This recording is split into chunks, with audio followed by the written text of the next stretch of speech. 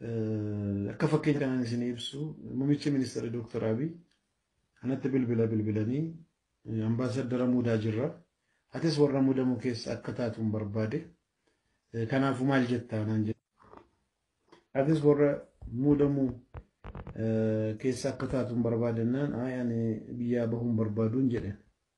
Yeroo biraa immoo yoo biyyaa bahuun barbaanne bakka biraatti bakka wayirrasi keenyaa jennaan an tokkoffaa wanni majlisaa kun dhumuu qaba. Kunootuun dhumin gara kamitti seenuun barbaadu. Lammaffaa akka kaayyoo kootti fedhiidhaan dhuunfaadhaan uummata kanaa biyya kanaa hojjechuu barbaadu waan jiruuf waan akkanaa keessatti seenuudhaaf ammaaf qophii miti jedhetan waan kana didee.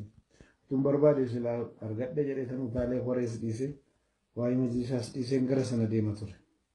Gara biraatiin immoo akka warri gowwaan tokko gowwoomutti yookaan warri kaan beekaa nama dogoggorsu yaadutti otuu filannoo kana keessa seenuu barbaanne haqiiqaa akka nama tokkotti nan seena oduun jedhe majlisa kanarratti filamuu namni na dhowwuu danda'u jira.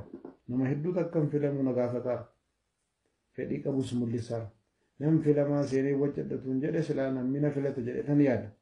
Haa ta'u malee an gara barreeffamaatiin gara uummata kana keessatti beekumsa babal'isuutiin kallattii hedduudhaan hojii hedduu karoora yaadas waan hin qabuuf uummata kana hojjechuudhaafis fedhii hedduu waan hin qabuuf kana keessa seenuu hin barbaadu jedhe akka dhuunfaatti murteessee takkatuu hojiin koreen kun xumuramee baatii kana koree kana keessaa bahuu qabnaa jedhe warra dhiibaaru keessa ana. Warri kaanis Ustaaz Kaamilis Abubakaris Funnaan kanuma jedhaa jirra.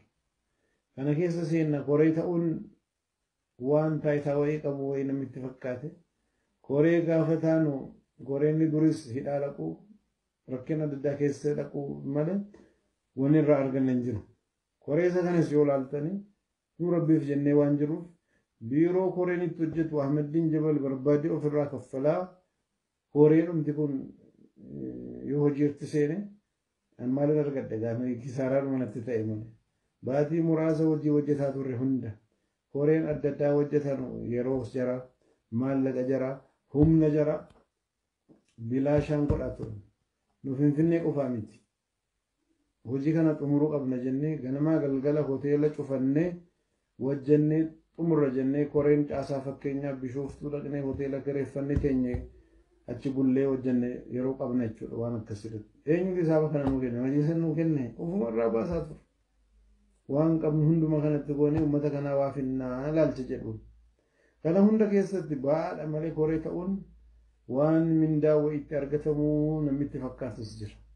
Kanaafuu kun hundinuu taayitaa amma fakkeenyaaf warri kaan immoo ministeera adda addaa keessatti koomishinara adda addaa keessatti ambaasaddara Abubakar ministeera galii keessatti ambaasaddara galii ta'e Ahmeddiin kan nageenyaa keessa hundumtuu yeroo keenya fudhata humna keenya fudhata maallaqa keenya fudhata hundinuu mindaan qabu. Kun hundinuu haa ta'u malee biyyaa hojjechuu qabna nu diinii qofaaf miti kan hojjennu muka islaamaa qofaafis miti kan hojjennan. Biyyi kun akka jijjiirama gara gaariitti deemu beekumsa qabnu hunda kennuun waan qabnu hunda kennuun hin barbaachisu. Haa ta'u malee akka nama tokkootti waan an qabu hunda yeroo koos maal koos hunda kallattii kanarratti kennuudhaaf fedhiis qophii waan hin taaneef wannan uummata kanaa gara kitaaba barreessuutiin gara akkuma Hamilton dhaabbate piroojeektii adda addaa hawaasa kanaa dhaabuutiin haa ta'u waan hojjechuu qabna jedhee yaadu hedduun qabu. Kanaafuu takkasuu koreen kun dhaabbatee keessaa bahuu qabnaa yaada jedhuun ibsaara. Namni gowwoome gaha gowwoomu alaa kulliin ergaa asirratti hin gabaabsa. Namni afaan Amaaraa dhagahuu dandeessan galgala har'aa sa'aatii 3 irratti zaawiyyaa televezyiinii irratti intarviiyuu gara sa'aatii 4 kenneen jira. Har'a gara sa'a 1 kan ta'u hin dabarfata boris iftaan haala kanaan hin dabarsu jedhee tayyaada.